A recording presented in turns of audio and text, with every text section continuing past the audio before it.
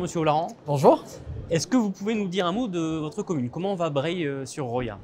Breil se reconstruit. Voilà, 3 ans après la tempête Alex, on mesure tout le chemin parcouru, tout le travail qui a été réalisé. Aujourd'hui, on n'a plus sur la commune de Breil d'habitation qui est privée de son accès.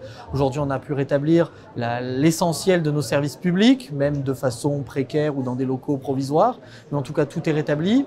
Et on souhaite évidemment continuer, aller plus loin, aller plus vite. On a notamment nos infrastructures sportives qui doivent maintenant être reconstruites, nos infrastructures touristiques et notamment un camping municipal et un hôtel qui ont été très fortement impactés, et ça entrave le redémarrage économique de la commune et de la vallée.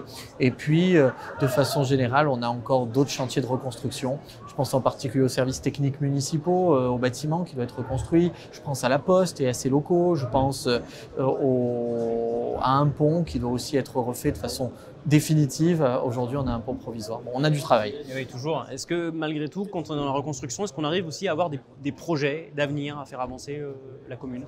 Oui, bien sûr. On essaie évidemment de faire en sorte que le drame que nous avons vécu soit une opportunité de reconstruire en mieux.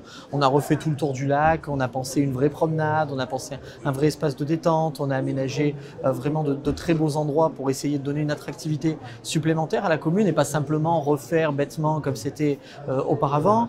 On a lancé récemment un grand plan pour la réhabilitation du patrimoine religieux de la commune, ce qui n'est pas lié à la tempête Alex, mais quasiment 4,6 millions d'euros qui vont être investis pour nos monuments, dépendamment de la tempête. On va rénover l'ensemble de l'école élémentaire, on va mettre en place de la vidéoprotection. Voilà. On essaie de faire en sorte que les projets liés à la tempête Alex ne viennent pas se substituer aux autres projets qui étaient dans notre programme municipal et qu'on souhaite pouvoir appliquer. On a un vrai problème de désertification commerciale du centre historique. Donc là, on est en train de racheter des locaux pour pouvoir y faire s'installer des commerces, des acteurs économiques et redynamiser. Voilà. Donc on essaie de mener de front les deux et même de faire de nos chantiers de reconstruction une opportunité d'impulser une nouvelle dynamique.